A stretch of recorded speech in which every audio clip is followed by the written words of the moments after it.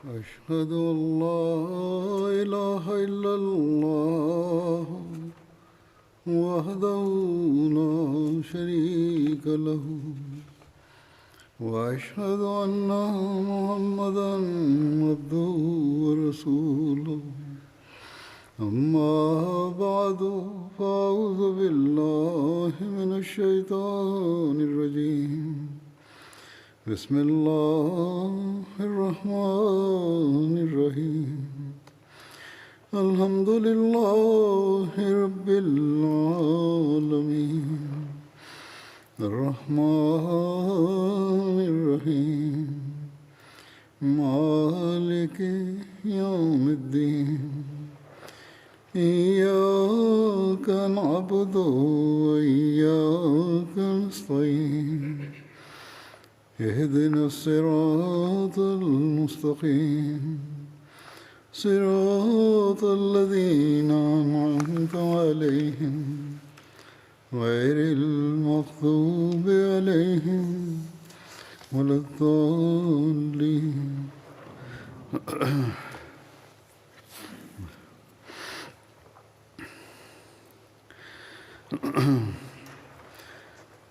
گزشتہ خطبے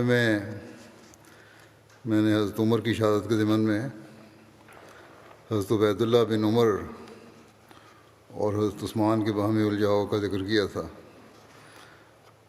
اور یہ بھی بتایا تھا جس طرح وہ روایت بیان کی گئی تھی کہ ایک روایت ہے اور کہاں تک یہ سچی ہے اللہ بہتر جانتا ہے کہ لڑائی ہوئی ان کی آپس میں۔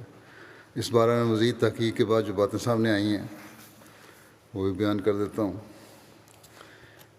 ایک جگہ یہ بھی ذکر ملا ہے کہ حضرت عبید اللہ بن عمر جب حضرت عثمان سے الجھے ہیں تو اس وقت تک ابھی حضرت عثمان خلافت کی مسند پر فائز نہیں ہوئے تھے۔ پہلے بھی بیان ہو چکا ہے کہ عبید اللہ کا ارادہ تھا کہ وہ آج مدینے کے کسی قیدی کو زندہ نہیں چھوڑیں گے۔ مہاجرین اولین ان کے خلاف اکٹھے ہو گئے اور انہوں نے روکا اور انہوں نے دھمکی دی، تو انہوں نے کہا کہ اللہ کی قسم میں انہیں ضرور قتل کروں گا، یعنی جتنے یہ قیدی ہیں غلام ہیں، اور وہ مہاجرین کو بھی خاطر نہ لائے، حتیٰ کہ عمر بن عاص ان کے ساتھ مسلسل لگے رہے، یہاں تک کہ انہوں نے تلوار عمر بن عاص کے حوالے کر دی۔ پھر سعد بن ابی وقاص ان کے پاس آئے سمجھانے کے لیے، تو ان سے بھی عبید اللہ بن عمر نے لڑائی کی۔ جیسا کہ بیان ہوا تھا کہ حضرت عثمان سے لڑائی ہوئی اور لوگوں نے بیچ بچاؤ کروایا۔ یہ ذکر ملتا ہے کہ جب یہ ہوا واقعہ ابھی حضرت عثمان کی بیعت نہیں کی گئی تھی، یعنی حضرت عثمان اس وقت تک خلیفہ منتخب نہیں ہوئے تھے، جیسے کہ پہلے بھی ذکر ہو چکا ہے۔ اسی طرح یہ بھی اشارہ ملتا ہے کہ حضرت عبید اللہ کو اس کے بعد قید بھی کر لیا گیا تھا۔ حضرت عثمان کی بیعت کے بعد جب خلافت پہ متمکن ہوئے تو حضرت عبید اللہ کو حضرت عثمان کے سامنے پیش کیا گیا، تو امیر المومنین نے مہاجرین اور انصار کی ایک جماعت سے مخاطب ہو کر پوچھا کہ مجھے اس شخص کے بارے میں رائے دو جس نے اسلام میں رخنہ ڈالا ہے۔ حضرت علی بن ابی طالب نے فرمایا کہ اسے چھوڑنا انصاف سے بعید ہے، میری رائے میں اس کو قتل کرا دینا چاہیے، یعنی عبید اللہ بن عمر کو۔ لیکن بعض مہاجرین نے اس رائے کو ناقابل برداشت شدت و سختی پر محمول کیا اور کہا کہ کل عمر قتل کیے گئے اور آج ان کا بیٹا قتل کر دیا جائے۔ اس اعتراض نے حاضرین کو مغموم کر دیا اور حضرت علی بھی خاموش رہے۔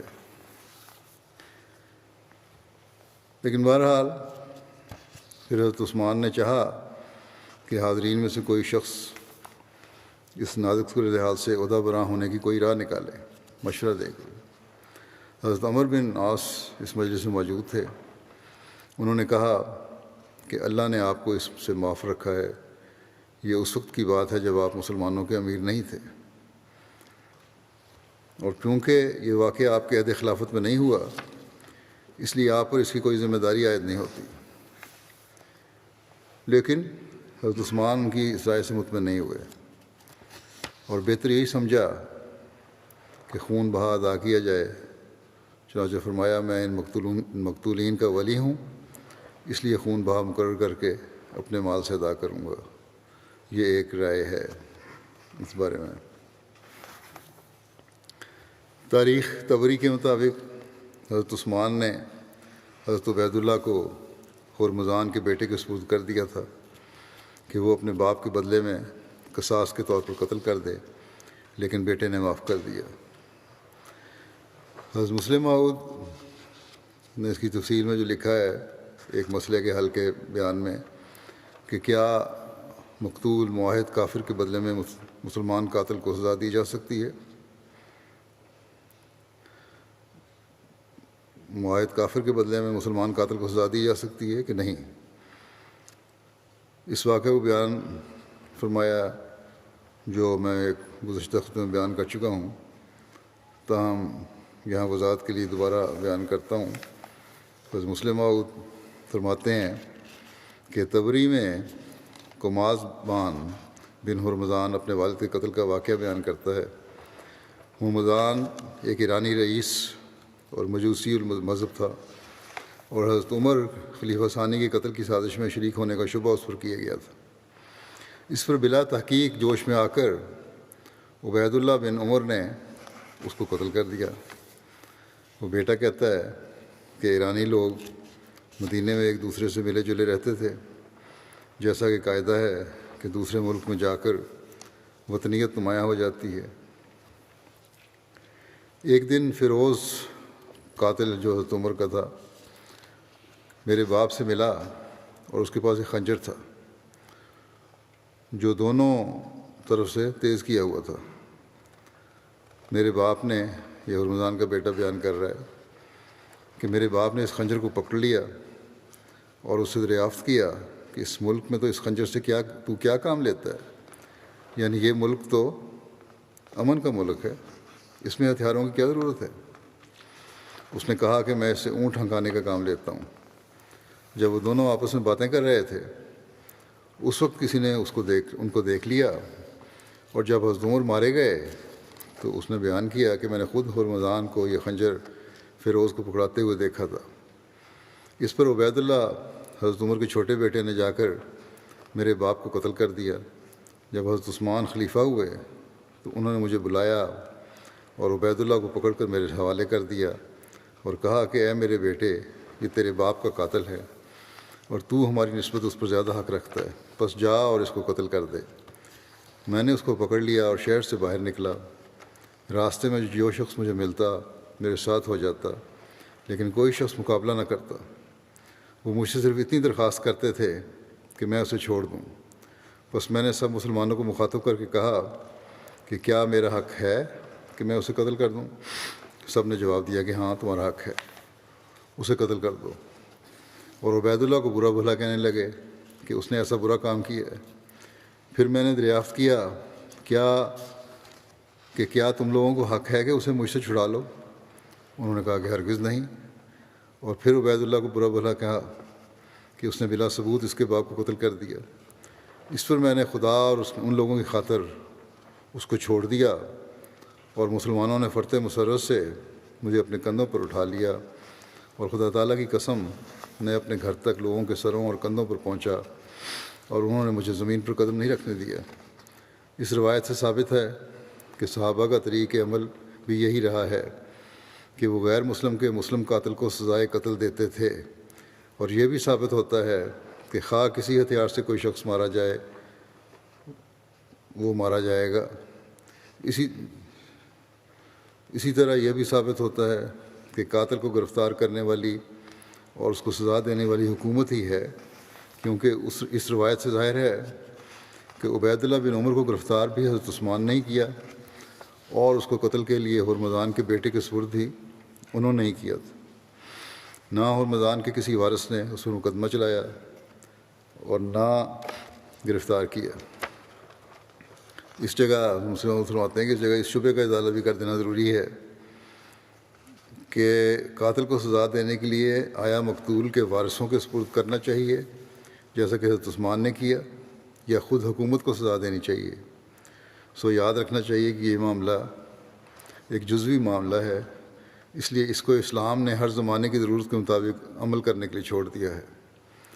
قوم اپنے تمدن اور حالات کے مطابق جس طریق کو زیادہ مفید دیکھے اختیار کر سکتی ہے، اور اس میں کوئی شک نہیں کہ دونوں طریق ہی خاص حالات میں مفید ہوتے ہیں۔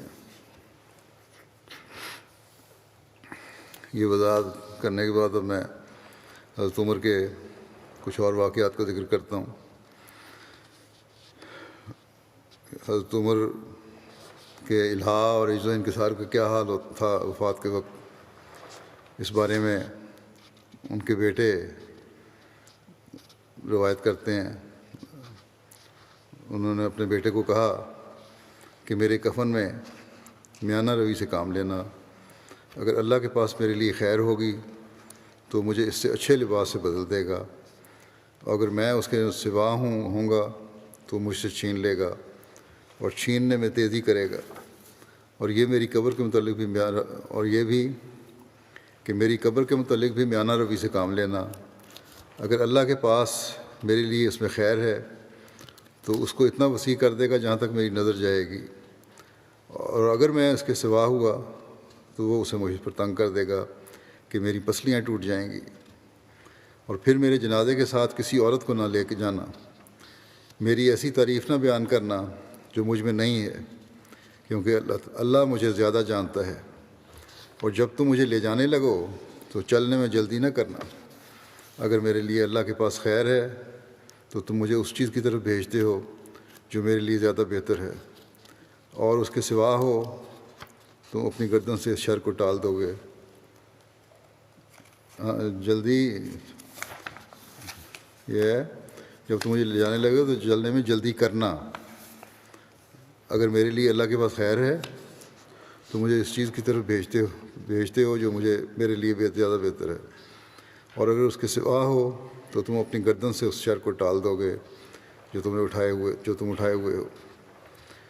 اس کے علاوہ یہ بھی ذکر ملتا ہے کہ حضرت عمر نے وصیت کی تھی کہ مجھے مسک یعنی کستوری وغیرہ سے غسل نہ دینا۔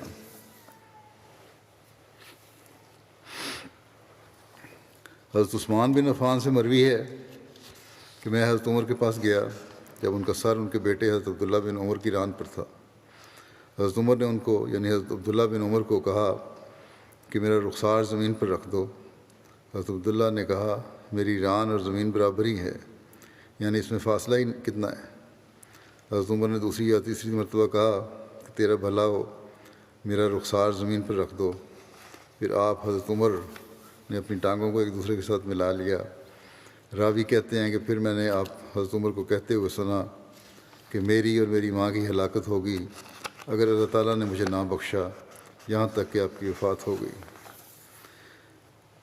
حضرت سماک حنفی کہتے ہیں کہ میں نے ابن عباس کو یہ کہتے ہوئے سنا کہ میں نے حضرت عمر سے کہا اللہ نے آپ کے ذریعے سے نئے شہر آباد کیے، اور آپ کے ذریعے سے بہت سی فتوحات حاصل ہوئیں، اور آپ کے ذریعے سے فلاں فلاں کام ہوا۔ اس پر حضرت عمر نے فرمایا کہ میری تو تمنا ہے کہ میں اس سے ایسے نجات پا جاؤں کہ نہ میرے لیے کوئی اجر ہو اور نہ کوئی بوجھ، یعنی اس بات پر فخر نہیں کہ ہاں میں نے بڑے بڑے کام کیے ہیں اور میرے وقت میں بڑی فتوحات ہوئی ہیں، بلکہ اللہ تعالیٰ کا خوف اور خشیت غالب رہے اور اپنی آخرت کی فکر تھی۔ زید بن اسلم اپنے والد سے روایت کرتے ہیں کہ جب حضرت عمر کی وفات کا وقت قریب آیا تو آپ نے فرمایا تم لوگ امارت کے بارے میں مجھ پر شک کرتے ہو، خدا کی قسم مجھے تو یہ پسند ہے کہ میں اس طرح نجات پا جاؤں کہ لا علیہ ولا علی، کہ نہ مجھ پر کچھ عذاب ہو اور نہ میرے لیے کوئی ثواب یا جزا ہو۔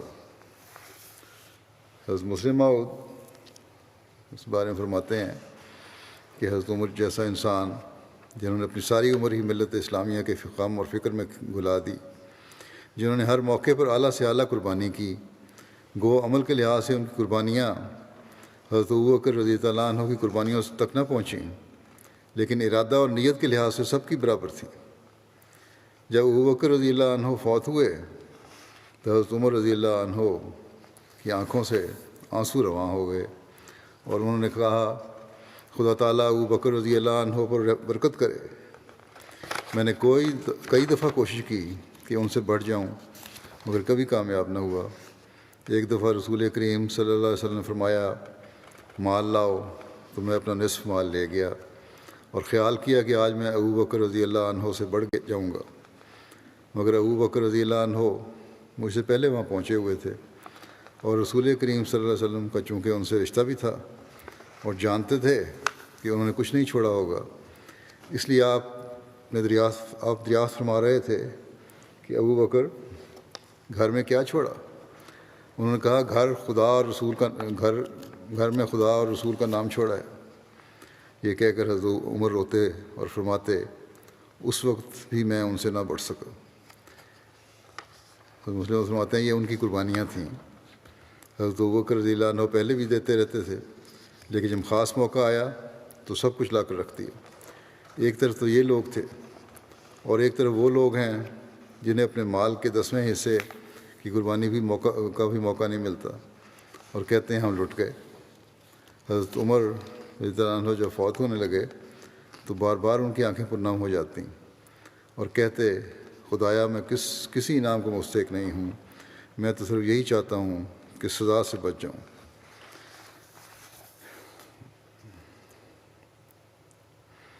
آپ کے بیٹے حضرت عبداللہ نے وہ تدفین اور جنازے کے بارے میں بیان ہوتا ہے کہ آپ کے بیٹے حضرت عبداللہ نے آپ کو غسل دیا۔ حضرت ابن عمر سے مروی ہے کہ مسجد نبوی میں حضرت عمر کی نماز جنازہ ادا کی گئی اور حضرت صہیب نے آپ کی نماز جنازہ پڑھائی۔ آپ کی نماز جنازہ رسول اللہ صلی اللہ علیہ وسلم کے ممبر اور روضے کے درمیان والی جگہ پر ادا کی گئی۔ حضرت جابر سے مروی ہے کہ حضرت عمر کو قبر میں اتارنے کے لیے عثمان بن عفان، سعید بن زید، صہیب بن سنان اور عبداللہ بن عمر اترے تھے۔ ان کے علاوہ حضرت علی، حضرت عبد الرحمن بن عوف، حضرت سعد بن ابی وقاص اور حضرت طلحہ اور حضرت زبیر بن عوام کا نام بھی آتا ہے۔ حضرت مسیح علیہ السلام فرماتے ہیں صلحاء کے پہلو میں دفن بھی ایک نعمت ہے۔ حضرت عمر رضی اللہ عنہ کے متعلق لکھا ہے کہ مرض الموت میں انہوں نے حضرت عائشہ رضی اللہ عنہا سے کہلا بھیجا کہ حضرت صلی اللہ علیہ وسلم کے پہلو میں جگہ ہے انہیں دی جاوے۔ حضرت عائشہ رضی اللہ عنہا نے اثار سے کام لے کر وہ جگہ ان کو دے دی تو فرمایا ما بقی علی ہم بعد ذالک، یعنی اس کے بعد اب مجھے کوئی غم نہیں، جبکہ میں حضرت صلی اللہ علیہ وسلم کے روضے میں مدفون ہوں۔ ایک اور جگہ حضرت مسیح علیہ السلام فرماتے ہیں کہ جو شخص بکمال شوق اللہ کے دامن سے وابستہ ہو جاتا ہے تو وہ اسے ہرگز ضائع نہیں کرتا، خواہ دنیا بھر کی ہر چیز اس کی دشمن ہو جائے، اور اللہ کا طالب کسی نقصان اور تنگی کا منہ نہیں دیکھتا، اور اللہ صادقوں کو بے یار و مددگار نہیں چھوڑتا۔ اللہ اکبر! ان دونوں یعنی ابوبکر عمر کے صدق و خلوص کی کیا بلند شان ہے۔ وہ دونوں ایسے مبارک مدفن میں دفن ہوئے کہ اگر موسیٰ اور عیسیٰ زندہ ہوتے تو بصد رشک وہاں دفن ہونے کی تمنا کرتے، لیکن یہ مقام محض تمنا سے نہیں حاصل ہو سکتا، اور نہ صرف خواہش سے عطا کیا جا سکتا ہے، بلکہ یہ تو بارگاہ رب العزت کی طرف سے ایک ازلی رحمت ہے، اور یہ رحمت صرف انہی لوگوں کی طرف رخ کرتی ہے جن کی طرف عنایت الہی عدل سے متوجہ ہو۔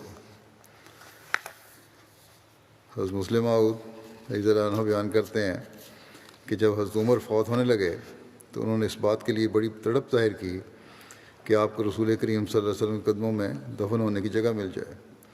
چنانچہ انہوں نے حضرت عائشہ سے کہلا بھیجا کہ اگر اجازت دیں تو مجھے آپ کے پہلو میں دفن کیا جائے۔ حضرت عمر وہ انسان تھے جن کے متعلق عیسائی مورخ بھی لکھتے ہیں کہ انہوں نے ایسی حکومت کی جو دنیا میں اور کسی نے نہیں کی۔ وہ رسول کریم صلی اللہ علیہ وسلم کو گالیاں دیتے ہیں، یعنی مورخین، عیسائی مورخین، مگر حضرت عمر رضی اللہ عنہ کی تعریف کرتے ہیں. ایسا شخص ہر وقت کی صحبت میں رہنے والا مرتے وقت یہ حسرت رکھتا ہے کہ رسول کریم کے قدموں میں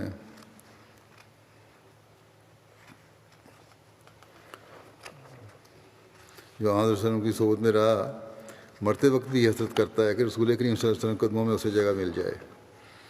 اگر رسول کریم صلی اللہ علیہ وسلم کے کسی فعل سے بھی یہ بات ظاہر ہوتی کہ آپ خدا کی رضا کے لیے کام نہیں کرتے تو کیا حضرت عمر جیسا انسان اس درجے کو پہنچ کر کبھی یہ خواہش کرتا کہ آپ کے قدموں میں جگہ پائے؟ بس یہ آن حضرت صلی اللہ علیہ وسلم کا مقام ہے جس کی وجہ سے حضرت عمر کی بھی خواہش ہوئی کہ آپ کے قدموں میں جگہ پائیں.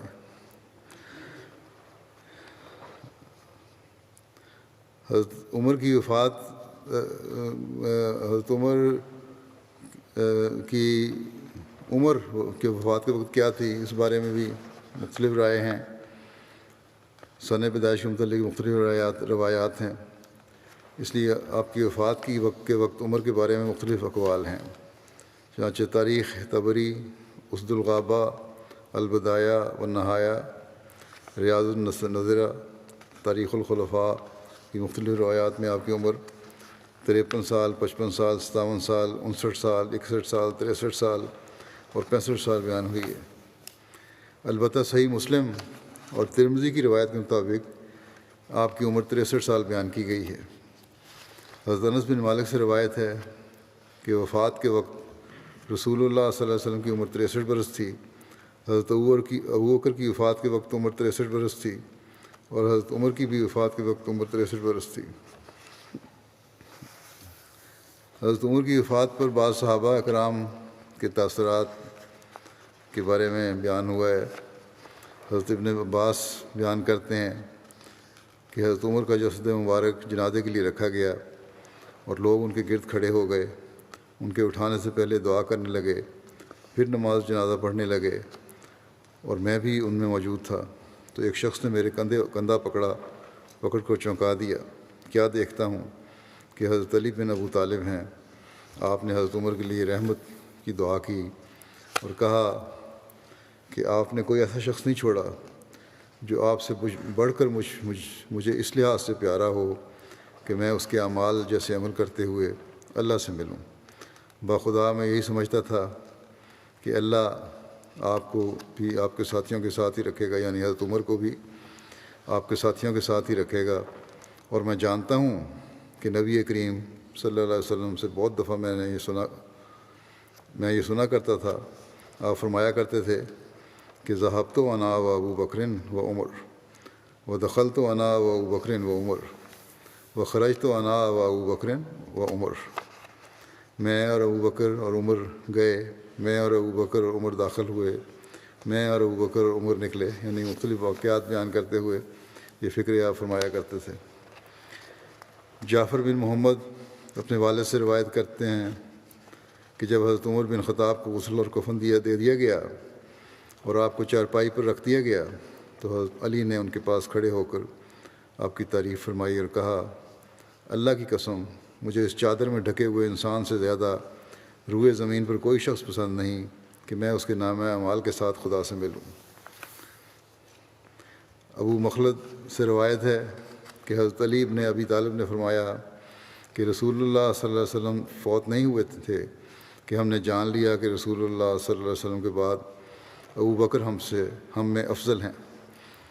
اور حضرت ابو بکر فوت نہیں ہوئے تھے کہ ہم نے جان لیا کہ حضرت ابو بکر کے بعد ہم میں حضرت عمر سب سے افضل ہیں.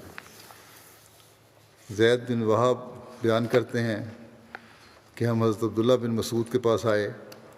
آپ حضرت عمر کا ذکر کرتے ہوئے اتنا روئے کہ آپ کے آنسو گرنے سے کنکر بھی تر ہو گئے. پھر آپ نے کہا، حضرت عمر اسلام کے لیے حسن حسین تھے لیکن اس میں داخل ہوتے اور باہر نہ نکلتے. لوگ اس میں داخل ہوتے اور باہر نہ نکلتے. ایک مضبوط قلعہ تھے، لوگ اس میں داخل ہوتے اور باہر نہ نکلتے. جب آپ کی وفات ہوئی تو اس قلعے میں دراڑ پڑ گئی اور لوگ اسلام سے نکل رہے ہیں. ابو وائل سے روایت ہے کہ حضرت عبداللہ بن مسعود نے کہا کہ اگر حضرت عمر کا علم ترازو کے ایک پلڑے میں رکھا جائے اور باقی تمام انسانوں کا علم دوسرے پلڑے میں تو حضرت عمر کا پلڑا بھاری ہوگا۔ ابو وائل نے کہا کہ میں نے اس کا ذکر ابراہیم سے کیا تو انہوں نے کہا خدا کی قسم ایسا ہی ہے۔ عبداللہ بن مسعود نے اس سے بھی بڑھ کر کہا کہ میں نے پوچھا کیا کہا ہے؟ انہوں نے کہا کہ جب حضرت عمر کی وفات ہو گئی تو یہ کہا انہوں نے کہ علم کے 10 میں سے 9 حصے جاتے رہے۔ حضرت انس نے کہا کہ جب حضرت عمر بن خطاب کی شہادت ہوئی تو حضرت ابو طلحہ نے کہا عرب میں کوئی شہری یا بدوی گھر ایسا نہیں مگر اس کے گھر کو حضرت عمر کی شہادت سے نقصان پہنچا ہے، یعنی ہر ایک کی اتنی مدد کرتے تھے کہ یقیناً ان کو نقصان پہنچے گا، ان کو متاثر ہوں گے لوگ۔ حضرت عبداللہ بن سلام نے حضرت عمر کے جنازے کے بعد حضرت عمر کی چارپائی کے پاس کھڑے ہو کر کہا اے عمر، آپ کیا ہی عمدہ اسلامی بھائی تھے، حق کے لیے سخی اور باطل کے لیے بخیل تھے۔ رضامندی کے اظہار کے وقت آپ راضی ہوتے اور غصے کے وقت آپ غصہ کرتے، پاک نظر اور عالی ظرف والے تھے، نہ بے جا تعریف کرنے والے تھے اور نہ ہی غیبت کرنے والے تھے۔ ایک روایت میں ہے کہ جب حضرت عمر کی وفات پر حضرت سعید بن زید روئے تو کسی نے کہا اے ابو العور، آپ کیوں روتے ہیں؟ انہوں نے کہا میں اسلام پر روتا ہوں، یقیناً حضرت عمر کی وفات سے اسلام میں ایسا رکھنا پیدا ہو گیا ہے جو قیامت تک پور نہیں ہوگا۔ حضرت ابن عمر بیان کرتے ہیں کہ رسول اللہ صلی اللہ علیہ وسلم کی زندگی میں ہم لوگ کہا کرتے تھے کہ نبی صلی اللہ علیہ وسلم کی امت میں آپ کے بعد سب سے افضل حضرت ابوبکر ہیں، پھر حضرت عمر، پھر حضرت عثمان ہیں رضی اللہ عنہ۔ حضرت حذیفہ نے کہا کہ حضرت عمر کے دور میں اسلام کی مثال اس شخص کی طرح تھی جو مسلسل ترقی کی راہ پر گامزن تھا۔ جب آپ کی شہادت ہو گئی تو وہ دور پیٹھ پھیر گیا اور مسلسل پیچھے جاتا جا رہا ہے۔ حضرت عمر کی ازواج اور اولاد کے بارے میں بیان ہوا ہے۔ آپ کی مختلف وقتوں میں 10 بیویاں تھیں، جن میں سے 9 بیٹے اور 4 بیٹیاں ہوئیں۔ ان میں سے ایک حضرت حفصہ رضی اللہ عنہا ہیں جنہیں حضرت صلی اللہ علیہ وسلم کی زوجہ مطہرہ بننے کی سعادت ملی۔ حضرت زینب بن مظعون پہلی تھیں، یہ حضرت عثمان بن مظعون کی بہن تھیں۔ ان سے آپ کی اولاد عبداللہ، عبد الرحمن، اکبر اور حضرت حفصہ ہیں۔ حضرت ام کلثوم بنت علی بن ابو طالب، ان سے آپ کی اولاد زید، اکبر اور رقیہ ہیں۔ ملیکہ بنت جرول، ان کو ام کلثوم بھی کہتے ہیں، ان سے آپ کی اولاد زید، اصغر اور عبید اللہ ہیں۔ قریبہ بنت ابو امیہ مخزومی، کیونکہ ملیکہ اور قریبہ ایمان نہیں لائی تھیں، حضرت عمر نے 6 ہجری میں ان دونوں کو طلاق دے دی تھی۔ حضرت جمیلہ بنت ثابت، ان کا نام آسیہ تھا، حضور صلی اللہ علیہ وسلم نے تبدیل کر کے جمیلہ رکھ دیا تھا۔ یہ بدری صحابی عاصم بن ثابت کی بہن تھیں، ان سے آپ کی اولاد عاصم ہیں۔ لوہیہ سے آپ کی اولاد عبد الرحمن اوسط ہیں۔ ایک اور آپ کی پہلی کے بارے میں کہا جاتا ہے کہ ام ولد ہیں، یعنی کہ وہ اونڈی جو شادی کی جاتی ہے اس کی اولاد اور وہ آزاد ہو جاتی ہے۔ ایک اور ام ولد تھیں جن کے بطن سے عبد الرحمن اصغر پیدا ہوئے۔ حضرت ام حکیم بنت حارث سے آپ کی اولاد فاطمہ تھیں۔ فقیہہ سے آپ کی اولاد زینب تھیں۔ حضرت عاتقہ بنت زید، ان سے آپ کی اولاد ایاز ہے۔ مشہور مستشرق ایڈورڈ گبن لکھتا ہے حضرت عمر کی تعریف میں کہ حضرت عمر کی پرہیزگاری اور عاجزی حضرت ابوبکر کی نیکیوں سے کم نہ تھی۔ آپ کے کھانے میں جو کی روٹی اور کھجوریں ہی ہوتی تھیں، پانی آپ کا مشروب تھا، آپ نے لوگوں کو تبلیغ کی اس حال میں کہ آپ کا چوگا 12 جگہوں سے پھٹا ہوا تھا۔ ایرانی گورنر جنہوں نے اس فاتح کو خراج عقیدت پیش کیا، انہوں نے آپ کو مسجد نبوی کی سیڑھیوں پر فقیروں کے ساتھ سوتے دیکھا۔ معیشت منبع ہوتی ہے آزاد خیالی کا اور آمدنی میں اضافے کا کہ باعث عمر اس قابل ہوئے کہ مخلصین کی ماضی اور حال کی خدمات کے باعث ان کے لیے وظیفے کا منصفانہ اور مستقل نظام قائم کر سکیں۔ اپنے وظیفے سے بے نیاز تھے۔ آپ نے عباس نبی صلی اللہ علیہ وسلم کے چچا کے لیے سب سے پہلا اور ضرورت کے لیے کافی 25,000 درہم یا چاندی کے ٹکڑے وظیفہ مقرر کیا۔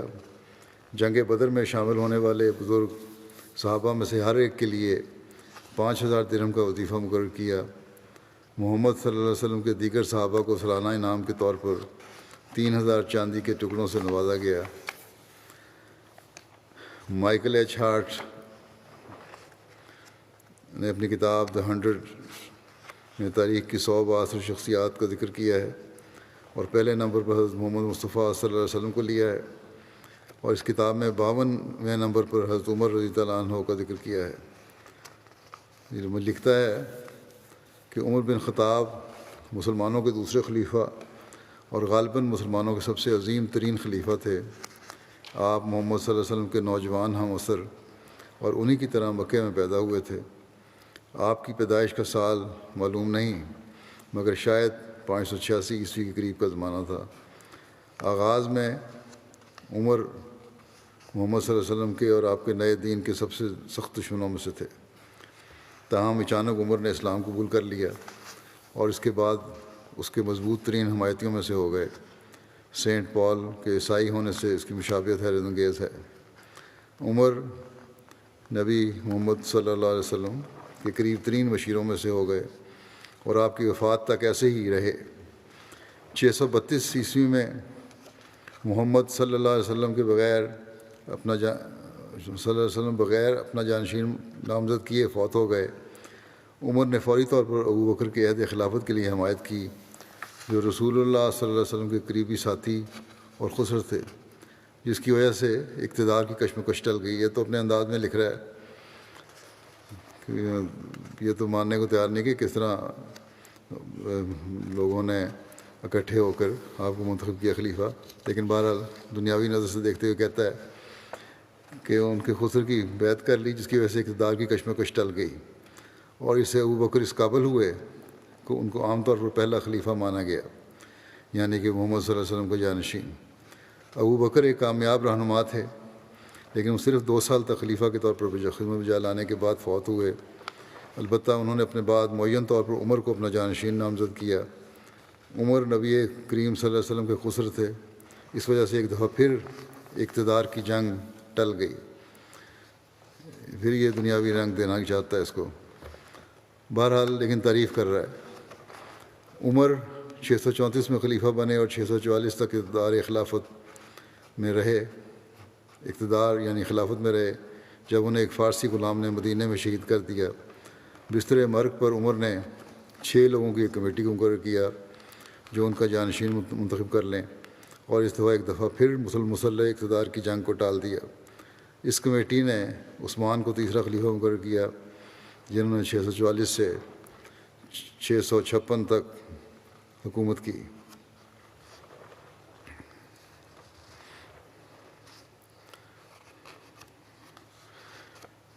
یہ حضرت عمر کا ہی 10 سالہ دور خلافت تھا، جس میں عربوں نے، یہ لکھتا ہے کہ حضرت عمر کا ہی 10 سالہ دور خلافت تھا جس میں عربوں نے سب سے اہم فتوحات حاصل کیں۔ آپ کی خلافت کے تھوڑے عرصے ہی میں عرب فوج نے شام اور فلسطین پر حملہ کیا، جو اس وقت بازنطینی سلطنت کا حصہ تھے۔ جنگ یرموک 636 میں عربوں نے بازنطینی فوجوں کے خلاف ایسی فتح حاصل کی جس سے ان کی کمر ٹوٹ گئی۔ دمشق بھی اسی سال فتح ہوا اور یروشلم نے بھی 2 سال بعد ہتھیار ڈال دیے۔ 641 عیسوی تک عرب تمام فلسطین اور شام کو فتح کر چکے تھے اور موجودہ دور کے ترکی میں پیش قدمی کر رہے تھے۔ 639 عیسوی میں عرب فوجیں مصر میں داخل ہو گئیں۔ جو کہ بازنطینی حکومت کے ہی ماتحت تھا، 3 سال کے اندر اندر عرب مکمل طور پر مصر پر فتح پا چکے تھے۔ عراق پر عربوں کے حملے، جو اس وقت فارسیوں کی ساسانی سلطنت کا ایک حصہ تھا، وہ حضرت عمر کے مسند خلافت اور فائز ہونے سے بھی پہلے شروع ہو چکے تھے۔ عربوں کی کلیدی فتح جنگ قادسیہ 637 عیسوی میں کامیابی کی صورت میں حضرت عمر کے دور خلافت میں ہوئی۔ 641 عیسوی تک تمام عراق عربوں کے قبضے آ چکا تھا، اور یہیں پر بس نہیں، عرب فوجوں نے فارس پر بھی حملہ کر دیا تھا، اور نہامت کے مارکہ میں 642 عیسوی میں انہوں نے آخری ساسانی بادشاہوں کی فوجوں کو فیصلہ کن شکست دے دی تھی۔ جس وقت عمر کی وفات ہوئی، یعنی 644 عیسوی میں، مغربی ایران کا بیشتر حصہ قبضے میں آ چکا تھا۔ حضرت عمر کی وفات پر بھی عرب فوجوں کا جوش ماند نہ پڑا۔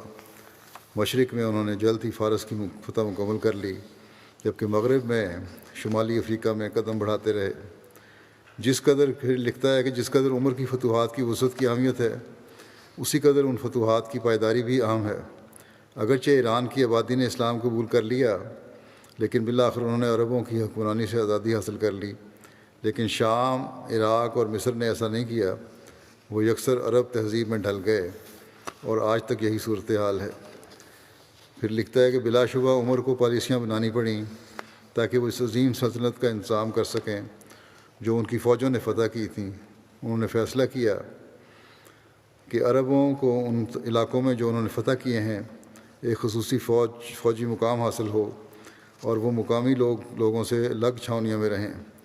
محکوم لوگوں کو اپنے مسلمان فاتحین، جو زیادہ تر عرب تھے، کو ایک جزیہ دینا ہوتا تھا، باقی انہیں مکمل امن و امان حاصل تھا۔ اس کے علاوہ ان پر کوئی اور ذمہ داری عائد نہیں ہوتی تھی، خصوصاً انہیں اسلام قبول کرنے کے لیے مجبور نہیں کیا جاتا تھا۔ مندرجہ بالا بات سے یہ بات ثابت ہے کہ عربوں کی مہمات مقدس جنگوں سے زیادہ قومی نوعیت کی تھیں، اگرچہ مذہبی عنصر مکمل طور پر مفقود نہیں تھا۔ عمر کی کامیابیاں بلا شبہ متاثر کن ہیں۔ محمد صلی اللہ علیہ وسلم کے بعد آپ اسلام کے پھیلاؤ میں کلیدی شخصیت تھے۔ آپ کی تیز رفتار فتوحات کے بغیر شاید یہ ممکن نہ ہوتا کہ اسلام اتنا پھیلتا جتنا آج وہ پھیلا ہوا ہے۔ مزید یہ کہ حضرت عمر کے دور میں فتح کیے گئے علاقے اب تک عرب ہی ہیں۔ بلا شبہ محمد صلی اللہ علیہ وسلم، جو کہ سب سے اہم محرک تھے، انہی کو بہت زیادہ ترقیات کا کریڈٹ جاتا ہے، مگر حضرت عمر کے کردار کو نظر انداز کرنا بھی بہت بڑی غلطی ہوگی۔ آپ کی فتوحات محمد صلی اللہ علیہ وسلم کے اثر میں رہنے کی وجہ سے نتیجتاً خود بخود نہیں ہوئی تھیں۔ کچھ وسعت تو مقدر تھی، لیکن اس غیر معمولی حد تک نہیں جہاں تک عمر کی شاندار قیادت میں ہوئی۔ پھر لکھتا ہے کہ شاید یہ حیرت کا موجب ہو کہ عمر، جو مغرب میں ایک نامعلوم شخصیت ہیں، کو شارلمان اور جولیس سیزر جیسی مشہور شخصیات سے بلند تر مرتبہ دیا جائے۔ تاہم عمر کے دور میں عربوں کی فتوحات شارلمان اور جولیس سیزر کے مقابلے میں بلحاظ حجم اور وقت کے بہت زیادہ اہم ہیں۔ پھر ایک پروفیسر ہیں فلپ کے ہیٹی، لکھتے ہیں اپنی کتاب ہسٹری آف دا عربس میں کہ سادہ، کفایت شعار اور آپ صلی اللہ علیہ وسلم کے متحرک اور باصلاحیت جانشین عمر، جو کہ بلند قامت اور مضبوط جسامت والے اور سر پر کم بالوں والے تھے، آپ نے خلافت کے بعد کچھ وقت تک تجارت کے ذریعے گزر بسر کی کوشش کی۔ آپ نے اپنی تمام عمر ایک بادیہ نشین شیخ کی طرح سادگی سے گزاری۔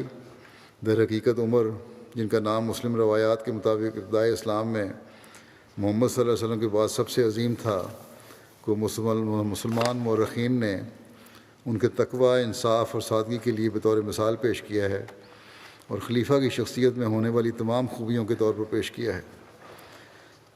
پھر لکھتا ہے کہ آپ کا بلند اور بالا کردار تمام باضمیر جانشینوں کے لیے پیروی کا نمونہ بن گیا۔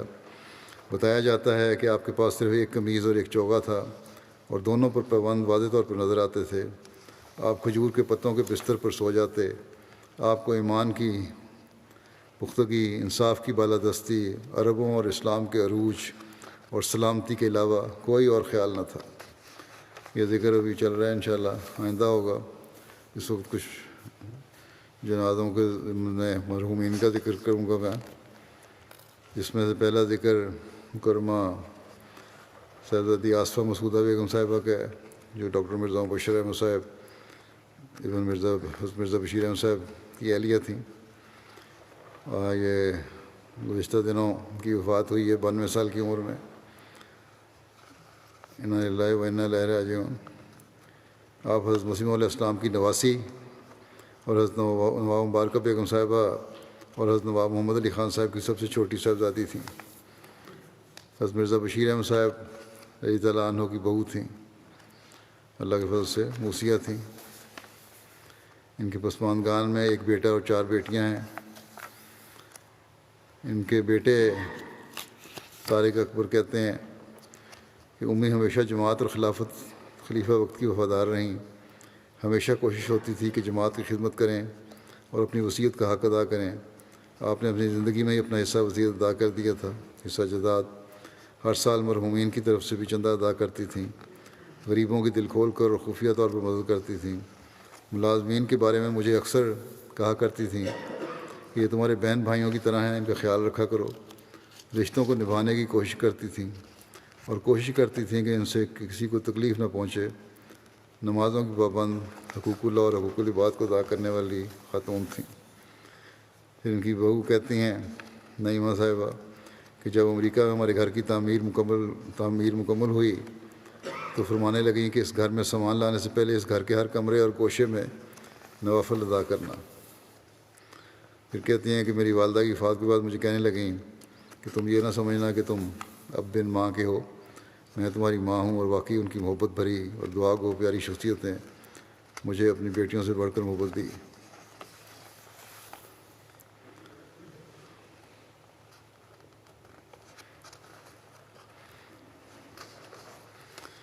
پھر ہمیشہ یہ نصیحت کرتی تھیں خلافت سے کبھی تعلق نہ توڑنا۔ اور پھر مجھ سے جو رشتہ ہے ان کا مختلف رشتے تھے، اور کیونکہ یہ میری دادی کی بہن بھی تھیں دوسری والدہ سے، اس لحاظ سے دادی بھی کہلاتی تھیں، اور خالہ بھی بنتی تھیں رشتے میں، پھوپھی بھی بنتی تھیں۔ اور لیکن کہتی ہیں کہ سب رشتوں کے باوجود میں بس خلیفہ وقت کی ان کی تابع دار ہوں۔ اور یہ صرف باتیں نہیں ہیں، بلکہ واقعی انہوں نے اس تعلق کو، خلافت کے ساتھ جو تعلق ہے اس کو وفا کے ساتھ نبھایا۔ کثرت سے صدقہ و خیرات کرنے والی تھیں۔ تحریک عید کا چندہ بزرگان اور اساتذہ، بلکہ یہاں تک کہ قادیان کے ملازموں کی طرف سے بھی ادا کیا کرتی تھیں۔ ملازم کو کافی جب کوئی رخصت ہوتا تو دے دلا کر رخصت کرتی، اور پھر یہ بھی کہتی ہیں کہ کوئی غلطی ہو تو معاف کر دینا۔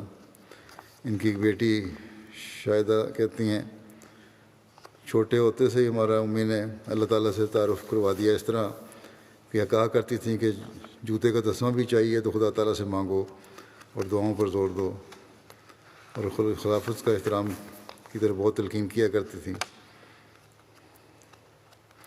اور جب بھی انتخاب خلافت کا وقت آیا تو کہتی تھیں کہ جو بھی خلیفہ منتخب ہو کامل فرمانبرداری سے اس کی اطاعت کرنی ہے۔ اور یہ بھی کہا کرتی تھیں یہ دعا کرو کہ حضرت مسیح علیہ السلام کی سرسبز ٹہنی بنو، سوکھی ٹہنی نہ بن جانا، اور کسی کے لیے ٹھوکر کا باعث نہ بننا۔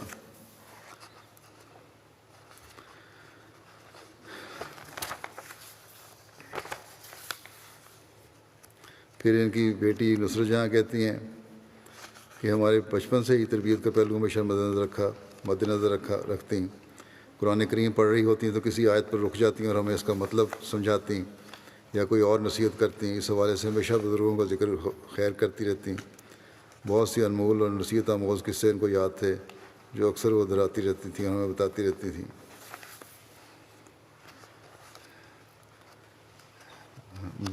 صدر صاحبہ لجنہ لاہور ضلع لاہور فوزیہ شمیم صاحبہ جو نواب الفیض بیگم صاحب کی بیٹی بھی ہیں، وہ کہتی ہیں کہ غیر معمولی خاتون تھیں۔ جب کبھی آپ کو چندے کی تحریک کی جاتی، ان کو شرح صدر ہو جاتا تو دل کھول کر چندہ ادا کرتی تھیں۔ کبھی زبانی اور کبھی چٹ پر لکھ کر چندے کا وعدہ کر دیا کرتی تھیں اور بڑی رقم چندے کے لیے ادا کرتی تھیں، اور یہ ساتھ کہتی تھیں کہ کہیں ذکر نہ ہو اس کا۔ بڑی سادہ خاتون تھی، اپنے ذاتی معاملات میں بہت سادہ، بس کہ بعض لوگ انہیں کنجوس سمجھتے تھے، لیکن خود سادہ رہتی تھیں۔ صدقہ و خیرات میں بہت کھلا ہاتھ تھا۔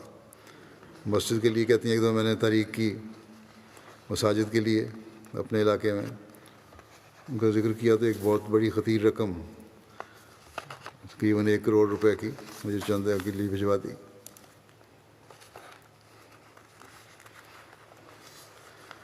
پھر ان کی نواسی کہتی ہیں راضیہ، بہت سی نیک باتیں ہدایتیں بچپن سے ہی ہمیں کیا کرتی تھیں۔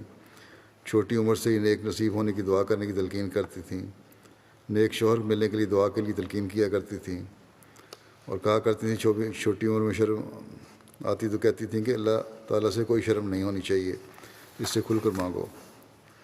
دینی کتابیں باقاعدگی سے پڑھتیں اور اکثر گاڑی میں سفر کے دوران دعاؤں اور دعائیہ شعروں کو پڑھتی رہا کرتی تھیں۔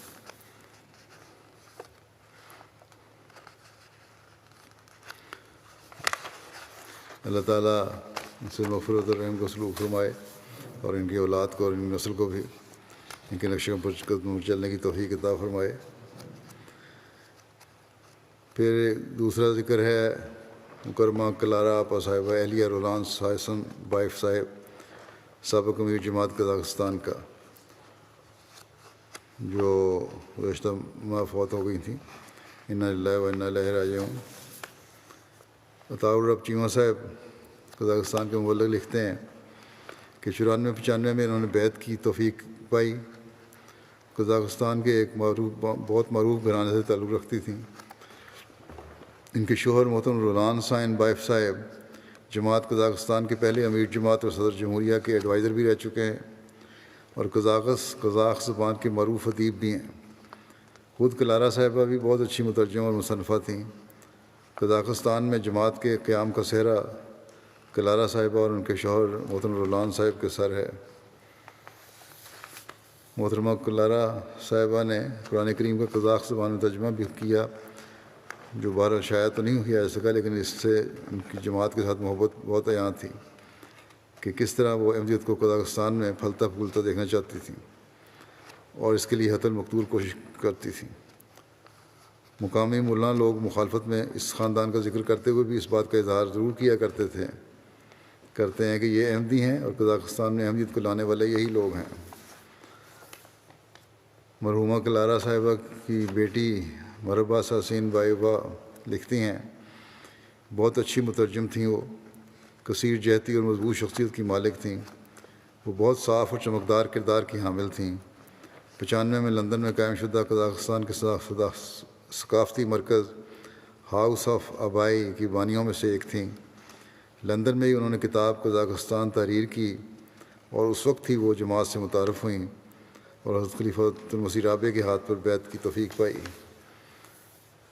وہ کہتی ہیں کہ وہ صرف بچوں کی والدہ ہی نہیں تھیں، بلکہ ان تمام کے لیے بھی جو ان کے پاس مدد یا مشاورت کے لیے آتے تھے والدہ کا درجہ رکھتی تھیں۔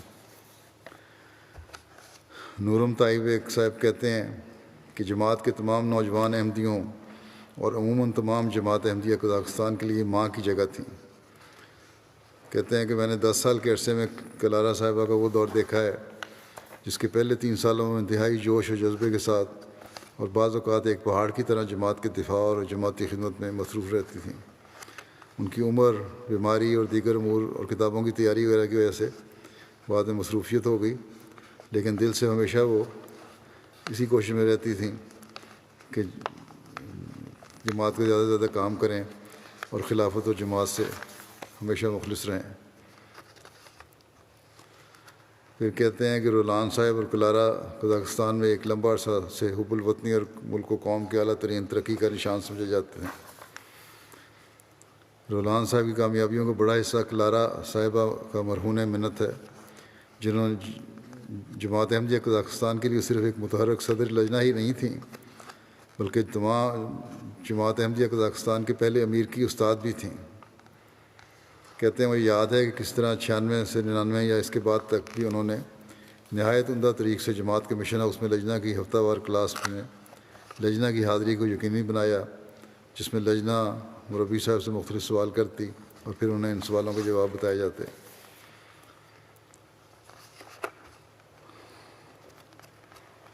پھر کہتے ہیں یہ ہے کہ جماعت احمدیہ کے لٹریچر کا کلارا صاحبہ سے بہتر مترجم نہیں ہو سکتا۔ کلارا صاحبہ تمام بزرگ احمدیوں میں سب سے بہترین احمدی تھیں، جو جماعت کے نوجوان احمدیوں کے لیے روحانی تقویت کا ذریعہ تھیں۔ ان میں جماعتی اقدار یعنی حقیقی اسلام کی اصل روح قائم تھی۔ مشکل حالات میں بھی وہ کبھی ہمت نہ ہارتی تھیں، بلکہ ہمیشہ خود بھی اور دوسروں کو بھی فتوحات کی طرف لے کر جاتی تھیں۔ اللہ تعالیٰ ان سے مغفرت و رحم کا سلوک فرمائے، اور ان کی کوششیں جو قزاقستان میں احمدیت کے بارے میں ان کو بھی پورا فرمائے، ان کی دعاؤں کو پورا فرمائے۔ اگلا ذکر ہے ونگ کمانڈر عبدالرشید صاحب کا، جو گزشتہ مہینے فوت ہوئے۔ انا للہ و انا الیہ راجعون۔ اللہ کے فضل سے موسی تھے۔ ان کے بیٹے فاروق کہتے ہیں کہ ان کے والد کا نام بابو شیخ عبدالعزیز تھا، جو سیکرٹری مجلس کارپرداز رہے، اور ان کے تایا خان صاحب فرزند علی خان صاحب تھے، جنہیں حضرت مسلم موعود رضی اللہ عنہ نے جماعت کی تاریخ میں پہلا امیر جماعت لاہور مقرر کیا۔ آپ کے والد نے اپنی جوانی میں خود مسلم موعود رضی اللہ عنہ کے ہاتھ پر بیعت کی تھی۔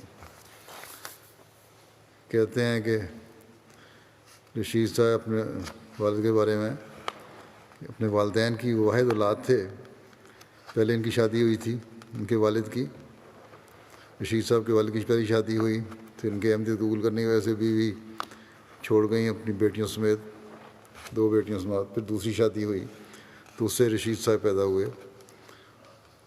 اور لیکن کہتے ہیں کہ بہت تابع دار تھے والدین کے، ہمیشہ خدمت کرتے اور تابع داری سے ان کی ہر بات مانتے۔ پارٹیشن تک والد صاحب نے قادیان میں ہی تعلیم حاصل کی۔ پھر کہتے ہیں پارٹیشن کے موقع پر آپ بھی دیگر قافلوں کے ہمراہ قادیان سے لاہور پہنچے، اور پھر شروع کی چند فیملیوں کے ہمراہ اپنے والدین سمیت روا جا کر آباد ہو گئے۔ 54 کے لگ بھگ انہوں نے ایئر فورس میں کمیشن حاصل کیا اور مختلف ایئر بیسز میں تعینات رہے۔ جہاں بھی رہے احمدیت کو خوب اظہار کرتے رہے۔ لیبیا میں بھی کچھ عرصہ ان کو ڈیپوٹیشن پہ پاکستانی حکومت کی طرف سے بھیجا گیا تھا، باوجود اس کے کہ ان کے فائل پہ لکھا ہوا تھا یہ قادیانی ہے، نہیں جا سکتا، لیکن ان کے افسر نے ان کو پھر بھی بھیج دیا کہ تمہارے جیسا افسر مجھے اور کوئی نظر نہیں آ رہا۔ کہتے ہیں کہ والد صاحب کہتے تھے کہ ایک دفعہ پاکستان کے لیبیا میں سفیر سے ملاقات تھی۔ جب آپ سفیر کے آفس میں داخل ہوئے تو ایک طرف عربی زبان میں جماعت کے خلاف کتابیں اور پمفلٹ رکھے ہوئے تھے۔ چنانچہ انہوں نے رشید صاحب نے بڑی ضرورت سے ان سے پوچھا سفیر سے کہ یہ کیا ہے اور کیوں رکھے ہوئے ہیں۔ اس نے جواب دیا سب کچھ لغویات ہیں، فکر نہ کرو۔ یہ کہتے ہیں ضیاء الحق کی حکومت کی طرف سے چھپا کر ہمیں بھجوایا گیا ہے کہ اپنے ملکوں میں تقسیم کریں، اور تمام عرب امبیسیز کو یہ بھیجا گیا ہے۔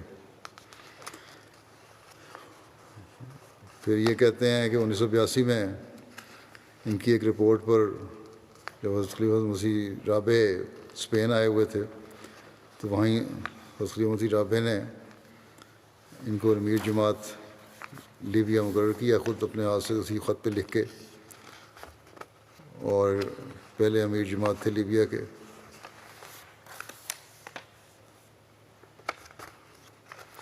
نمازوں کی ادائیگی تو خیر ہے ہی ایک مومن کا فرض ہے، تلاوت قرآن کریم اور چندہ کی ادائیگی میں بہت باقاعدہ تھے۔ اپنا وفات سے پہلے بھی اپنا حصہ آمد ادا کر چکے تھے۔ وقفے عید، تحقیق کے چندے بھی اپنی طرف سے بھی بزرگوں کی طرف سے ادا کیا کرتے تھے۔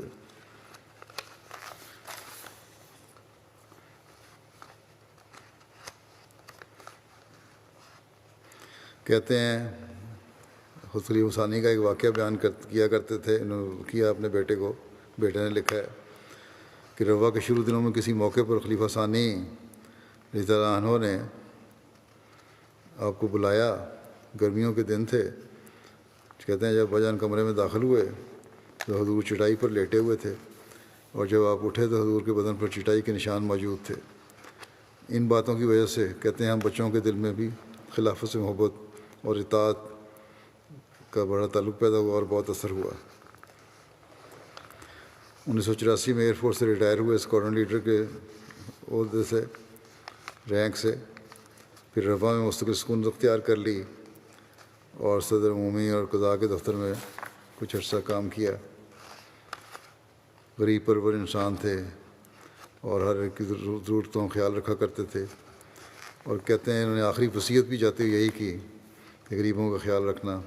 اللہ تعالیٰ ان سے مغفرت اور رحم کا سلوک فرمائے اور بچوں کو بھی توفیق دے ان کی نیکیاں جاری رکھنے کی۔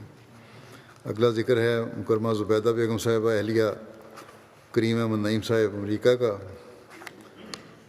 ان کی وفات گزشتہ مہینے ہوئی ہے، انا للہ و انا الیہ راجعون۔ آپ حضرت ڈاکٹر حشمت اللہ خان صاحب کی چھوٹی بہو تھیں۔ مرحومہ خلافت کی شیدائی نیک اور مخلص خاتون تھیں، اللہ تعالیٰ کے فضل سے موسیہ تھیں۔ پسماندگان میں 3 بیٹے اور 2 بیٹیاں شامل ہیں۔ آپ کے ایک بیٹے منم نعیم صاحب چیئرمین ہیں ایمینٹی فرسٹ USA کے، اور ڈاکٹر عبداللہ صدیقی صاحب شہید کی ساس تھیں یہ۔ ان کی بیٹی امت الشافی الیاس ڈاکٹر منان صدیقی صاحب لکھتے ہیں کہ ہر کسی سے پیار محبت کا سلوک کرنا ان کا شیوا تھا۔ ان کے لیے دعائیں کیا کرتی تھیں، مخلص مشورہ دیا کرتی تھیں، غریبوں کی مدد کیا کرتی تھیں۔ قریب اور دور کے تمام رشتہ داروں سے محبت کا سلوک کرنا ان کا خاص وصف تھا۔ جوانی کی عمر سے تہجد گزار تھیں۔ اللہ تعالیٰ پر توکل کرتے ہوئے اپنی زندگی گزاری۔ جمعہ کے دن خاص عبادت میں گزارتے ہوئے انہیں ہم نے اپنے بچپن سے دیکھا۔ اپنا چندہ بر وقت ادا کرنے کی فکر رہتی تھی۔ اللہ تعالیٰ ان سے مغفرت و رحم کا سلوک فرمائے، بچوں کو بھی نیکیاں کرنے کی توفیق دے۔ اگلا ذکر ہے حفیظ احمد گھومن صاحب کا، جو گزشتہ دنوں میں فوت ہوئے، انا للہ و انا الیہ راجعون۔ قرآن کریم کا ترجمہ اور تفسیر پڑھنے کا خاص شوق تھا ان کو۔ اسی طرح حضرت مسیح علیہ السلام کی تمام کتب کا مطالعہ کیا ہوا تھا۔ روا میں دینی خدمت کا بھی موقع ملا۔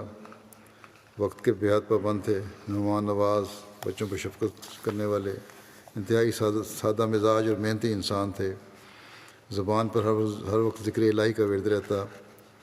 ہمدردی خلق میں بہت نمایاں تھے، خود کو تکلیف میں ڈال کر بھی دوسروں کو سکون مہیا کیا کرتے تھے۔ مرحوم اللہ تعالیٰ کے فضل سے موسی تھے۔ پسماندگان میں اہلیہ کے علاوہ 3 بیٹے اور 3 بیٹیاں شامل ہیں۔ ان کے ایک بیٹے، ان کے داماد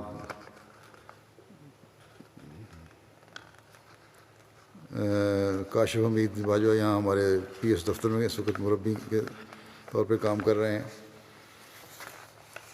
ان کی بیٹی امت القدوس کہتی ہیں آج دیگر ان کی ساری کوٹ کوٹ کر بھری ہوئی تھی۔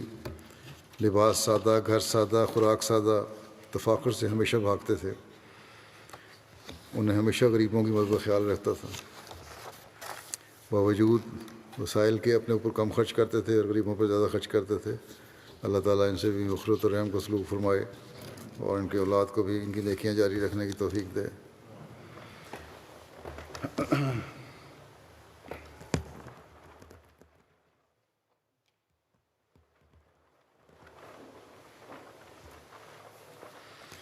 الحمد للہ نحمده ونستعینه ونستغفره ونؤمن به ونتوکل علیہ ونعوذ باللہ من شرور انفسنا ومن سیئات اعمالنا من يهده الله فلا مضل له ومن يضلل فلا هادي له ونشهد أن لا إله إلا الله ونشهد أن محمدا عبده ورسوله عباد الله رحمكم الله إن الله يأمر بالعدل والإحسان وإيتاء ذي القربى وينهى عن الفحشاء والمنكر والبغي يعظكم لعلكم تذكرون اذكروا الله يذكركم وادعوه يستجب لكم ولذكر الله أكبر.